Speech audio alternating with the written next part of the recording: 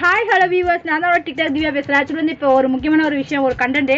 அதாவது என்ன ஒரு கண்டென்ட் அப்படின்னு பார்த்தீங்கன்னா, கார்த்தி இப்போ கார்த்தி மொட்டை மடிடா கார்த்தி என 24 மணி நேரமும் கார்த்தி என்கிற இளைஞரை பாசமுடன் தேடி அலையும் அப்பாவி பெண் போல டிக்டாக்கில் வலம் வந்தவர் அடிப்பாவி என சொல்லும் அளவுக்கான வேலைகளில் ஈடுபட்டதால் ஆபாச யூடியூபர் திவ்யா கள்ளச்சியை தேடி பிடித்து கைது செய்திருக்கிறது காவல்துறை. இவருடன் கார்த்தி, ஆனந்த் என்கிற இளைஞர்களும் கைது செய்யப்பட்டதோடு இது தொடர்பாக புகார் அளித்த சித்ராவும் கைது செய்யப்பட்டிருப்பது பரபரப்பை ஏற்படுத்தி இருக்கிறது.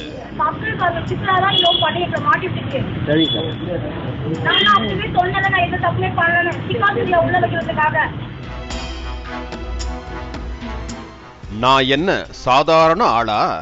டிக்டாக் செலிபிரிட்டி என சொல்லிக் கொண்டு திரியும் திவ்யா கள்ளச்சி ஸ்ரீவில்லிபுத்தூர் பகுதியை சேர்ந்த 2 சிறுவர்களை பாலியல் தொழிலில் ஈடுபடுத்தி பணம் சம்பாதிப்பதோடு அதை வீடியோவாகவும் எடுத்து வைத்துள்ளார் என கடந்த சில நாட்களுக்கு முன்பு பகீர் புகார் கிளப்பினார் சித்ரா என்கிற பெண். மேலும் பத்திரிகையாளர் மன்றத்திலும் சித்ரா வெளியிட்ட ஆடியோவில் மாட்டிக்கிட்டோம் என்கிற ரீதியில் பேசும் தகவல்கள், இப்படிப்பட்ட பாலியல் பயங்கரத்தில் ஈடுபட்டு கொண்டிருக்கிறாரா திவ்யா கள்ளச்சி என பலரையும் ஷாக் அடைய வைத்தது. இந்த நிலையில் காவல்துறை டிஜிபியிடமும் விருதுநகர் எஸ்பியிடமும் சித்ரா கொடுத்த புகாரின் அடிப்படையில் விசாரணை நடைபெற்று வந்தது.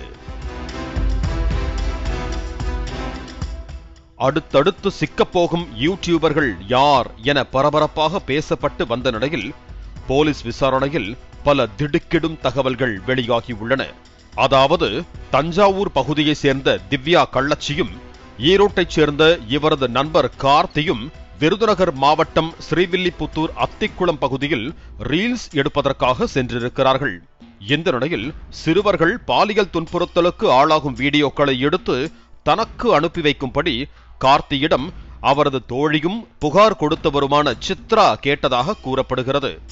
இந்த நிலையில் கார்த்தி தனது நண்பரான ஹவுசிங் போர்டு பகுதியை சேர்ந்த ஆனந்த் என்பவர் மூலம் திவ்யா கள்ளச்சி 2 சிறுவர்களிடம் பாலியல் சீண்டலில் ஈடுபடுவது போல வீடியோ எடுத்து சித்ராவுக்கு அனுப்பியதாக கூறப்படுகிறது. இந்த வீடியோவை ஆதாரமாக கொண்டு திவ்யா கள்ளச்சியிடம் சித்ரா பணம் கேட்டு மிரட்டியதாக கூறப்படுகிறது. தொடர்ந்து சித்ராவை விசாரணை வளையத்திற்குள் கொண்டு வந்த கார்த்தி, ஆனந்த், திவ்யா கள்ளச்சி ஆகிய மூவரிடமும் தொடர் விசாரணையில் ஈடுபட்டனர். தொடர்ந்து நடைபெற்ற விசாரணையில் சித்ரா என்பவர்தான் திவ்யா கள்ளச்சியிடம் பணம் பறிப்பதற்காக இது போன்ற வீடியோக்களை எடுக்கச் சொன்னதாக குற்றம் சாட்டியுள்ளது போலீஸ்.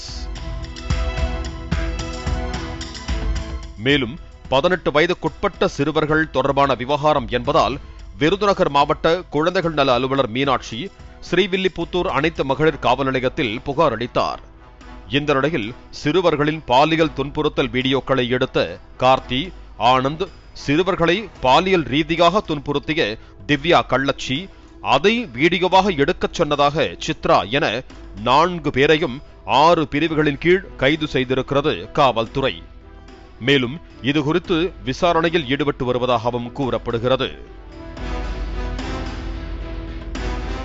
அதே நேரத்தில் இது தொடர்பாக புகார் கொடுத்த சித்ரா கார்த்தியிடம் கேட்டுக்கொண்டதற்காக எந்த அடிப்படையில் கார்த்தி இந்த வீடியோவை ஆனந்திடம் எடுக்கச் சொன்னார், கார்த்தியும் ஆனந்தும் எடுக்கும் போது திவ்யா எந்த அடிப்படையில் சிறுவர்களிடம் பாலியல் துன்புறுத்தலில் ஈடுபட ஒப்புக்கொண்டார் என பல்வேறு கேள்விகள் எழ ஆரம்பித்திருக்கின்றன.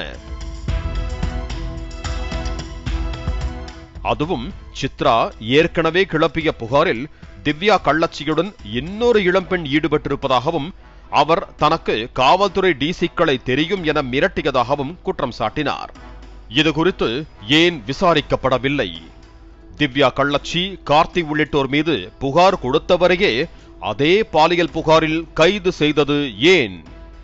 சிறுவர்களை பல பெரிய மனிதர்களுக்கு பாலியல் தொழிலில் ஈடுபடுத்தி வருகிறார் திவ்யா கள்ளச்சி என சித்ரா எழுப்பிய குற்றச்சாட்டு என்ன ஆனது?